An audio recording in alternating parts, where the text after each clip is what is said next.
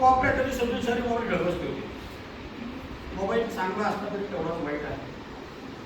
मी एक छोटी गोष्ट सांगतो. मी आज मुद्दाम तो थांबायला सांगितलं. आणि काय असतं टेक्निशियन बाबूने सांगतो आयुष्यातला म्हणजे तुझ्या चित्रपट येतो त्याचे डोनेशनचं आपलं हे काही उपकार करत नाही. हे क्लिअर सांगतो. हे बऱ्याच जणांना माहीत आहे. बऱ्याचशा धर्मामध्ये पण आहे जकात म्हणतो आपल्याकडे बरोबर आपल्याकडे. नफ्याचा 10वा हिस्सा, नफ्याचा 10वा हिस्सा हा समाजाचा असतो. जर तो 10वा हिस्सा समाजाला दिला गेला तरच तुमचे एकदम विषय चालू राहतात. ते लक्षात असू द्या. मी स्वार्थी आहे. मी 10वा हिस्सा का देतो? का तर 9 सुखासुखी राहावे. जर तो 10वा नाही दिला ना हे 9 आहे ना हे अनस्टेबल करतात. कोण करता घराची घेऊन जातात आपण म्हणतो काय माझ्यात नसला तर आम्ही 10वा हिस्सा देईल नसतो. तर मी देतो म्हणजे उपकार करत नाही. आणि नफ्याचा 10वा हिस्सा तो हक्क आहे तुमचा. हा लक्षात हा सगळ्यात मोठी गोष्ट एक. त्यामुळं हा जो वेळ तुम्ही देताय मी पण टेक्निशियन होतो. हा देताय 10 मिनिटं 15 मिनिटं माझे थांबून देतो तुम्हाला मी. हे तुमचं त्यांच्यासाठी दान आहे डोनेशन आहे. आणि तुमचं हॉस्पिटलमधून तुम्ही सांगा की आम्ही असं ठिकाणी गेलो होतो आणि त्यांनी आम्हाला फ्री सेवा सांगितली तर आम्ही मला लेट जातो काय फरक नाही. सगळे लोक आहे त्याच्यावर आहे तर आहे मला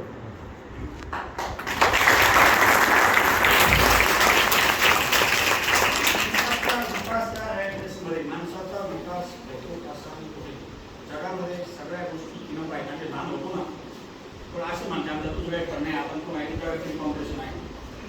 तर या आयुष्यात तुम्हाला विकास प्रोग्रेस करायचा असेल ती छोटी गोष्ट सांगतो. त्या गोष्टीतून तुम्ही लक्षात देवानी ईश्वराने परमेश्वराने जो कोणी तुम्ही देव मानत असतात त्या देवाने एक दिवस असं ठरवलं की मला आज हे जे लोक मला मला मला मला करतायत ना त्या सगळ्या मला मला आहे ना लागण थोडं सोनं द्यायचं. गवळीत पिटली गेली की बाबा आज देव संध्याकाळी 5 वाजता सोनं वाटणार आहे. फक्त एक आहे ते तुमच्या पात्रात तुमच्या हातामध्ये तुम्ही जे काही घेऊन येतात त्यामध्ये जेवढं बसून तेवढं देणार आहे. त्याच्यापेक्षा खाली पडलं की कॅन्सर. 5 वाजता दौंडी पिटली काही लोक दौंडी पिटल्या पिटल्या जाऊन लाईन उभं राहिले काय मला मला मला मला देवानी सोनं वाटायला सुरुवात केली. जो येईल तसं लाईन त्याला दे त्याला दे याला दे तो वाट जेवढं तुम्ही जेवढं घेऊ शकता तेवढं ज्याला त्याला प्रयोजन काय केलं आपापल्या पात्राप्रमाणे सोनं वाटलं. बरोबर. संध्याकाळी सगळे 7:30 नंतर जमले. प्रत्येकाला एकाला छोडं एकाला मोठं एकाला मोठे एकाला कमी एकाला जास्त. सगळ्यात जास्त कुणाला भेटलं ज्याचं पात्र मोठं आहे. बरोबर ना. पात्र मोठं आहे म्हणजे काय पात्रता मोठी आहे. पात्रता मोठी आहे म्हणजे काय तुमची कॅपॅसिटी मोठी आहे. यासाठी आपण मुलींना आपण आपली पात्र आपण आपलं पात्र मोठं केलं पण देणारच नाही. आपण आपलं पात्र मोठं केलं पाहिजे. पात्र मोठं केलं पाहिजे काय पात्रता मोठी केली पाहिजे. आपण आपली पात्रता मोठी करत नाही. आपण काय करतो स्वतः त्याला सागर वाटलं सगळ्यांना काय करू स्वतः तुम्ही घेऊन असतो तेव्हा कसं आहे आपलं कधी समजून हे कळत नाही. त्यासाठी प्रत्येकाने आपापली पात्रता वाढवली पाहिजे आणि तीच काळाची गरज आहे. तुम्हाला सगळ्या सुविधा उपलब्ध केलेल्या आहेत दिलेल्या आहेत. परमेश्वर देत असतो. तुम्ही लॉ सिक्रेट पुस्तक वाचा. लॉ ऑफ अट्रॅक्शन दिले. लॉ ऑफ अट्रॅक्शन दुसरं अट्रॅक्शन वाचा.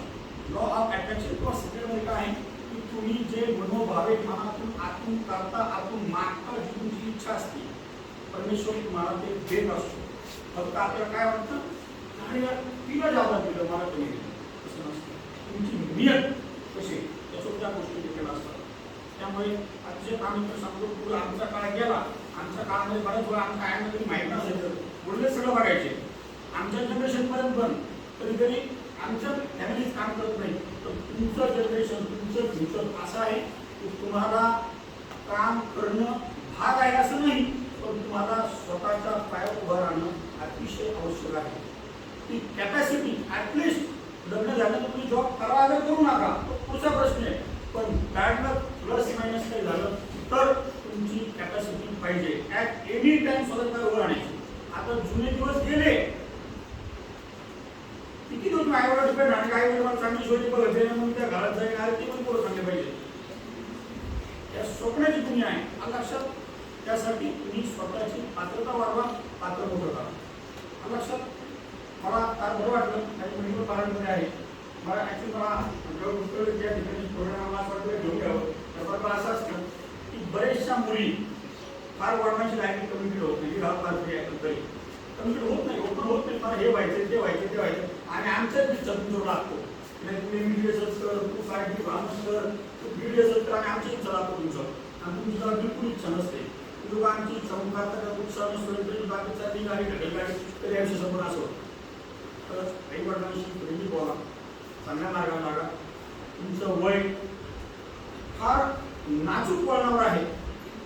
एक गोष्ट लक्षात ठेवा, तुम्ही हॉस्पिटलला आता बाहेर 6 वर्ष हॉस्पिटल होतो त्या नाजूक वळणावर मला एखादी माहीत नसेल की आई वडील किती पण श्रीमंत असले तरी पण तुम्हाला ज्यावेळेस स्वतः पुरवतात ना त्या मागे किती कष्ट घेतात. शक्य एखादी मुला नाही म्हणते वडील, पण मुलीला 99% वडील नाही म्हणत नाही.